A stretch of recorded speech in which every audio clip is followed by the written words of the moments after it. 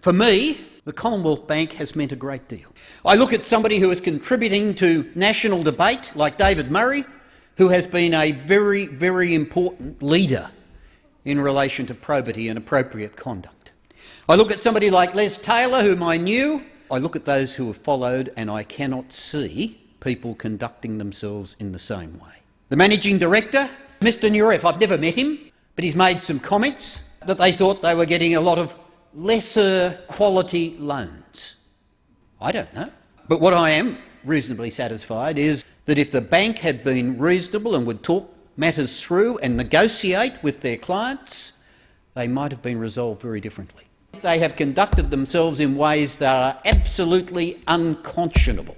I believe people have been treated quite unjustly. I've encouraged the Commonwealth Bank to sit down like others have with their clients and to work out where the problem was and come to a reasonable, negotiated settlement. The Commonwealth Bank has essentially refused to do it, probably because of the enormity of the potential claims.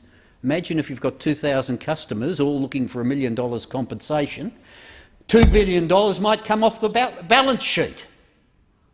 Wouldn't that be dreadful? I mean, you can see why they may be taking such a view. We have seen much evidence of unconscionable conduct between borrowers to lenders. We need to take action, and we need to take it now. We see this as an interim measure to drive change, very urgently required change.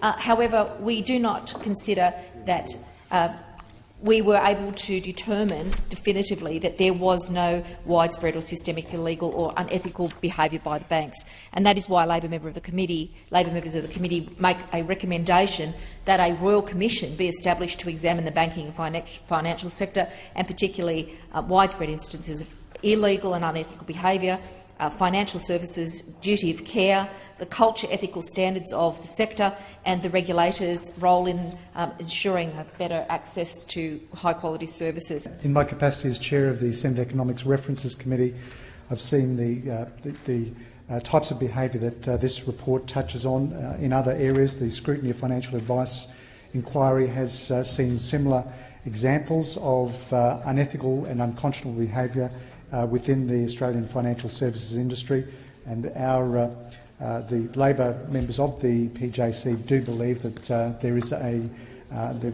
great evidence here that there is a need for a Royal Commission into the financial services institutions to establish how widespread these behaviours are within the industry. The actions of the Commonwealth Bank as owners of Bankwest in foreclosing on so many clients seemed incomprehensible on the face of it.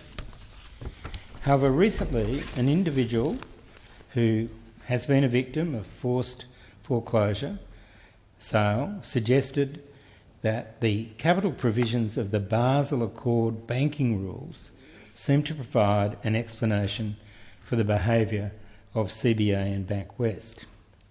The Basel Accord of capital adequacy sets out a staged gradual increase in the quality and amount of capital held by banks in proportion to risk-weighted assets, or RWAs, in order to maintain prudential standards.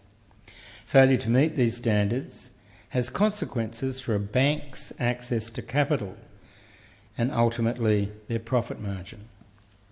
If the incorporation of Bankwest's capital and risk-weighted assets put downward pressure on CBA's Basel ratio, then it was put to me that it would be in the bank's commercial interests, that is the Commonwealth Bank's commercial interest, to remove certain customers from the balance sheet rather than risk a drop in the Basel ratio.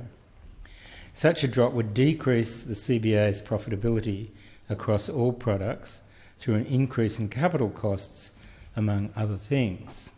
Did ASIC seek evidence relating to the relevant Basel ratios and provisions for the Commonwealth Bank and Bankwest during the takeover? My understanding is no. No, okay. We didn't see that as necessary, Senator. Okay. I ask, should there be an investigation into the conduct of officers and employees of the Commonwealth Bank in the Bankwest matter to determine whether or not bank officers breached financial service laws, especially as many remain in senior positions. I am a great fan of the Commonwealth Bank. I want to see its reputation restored.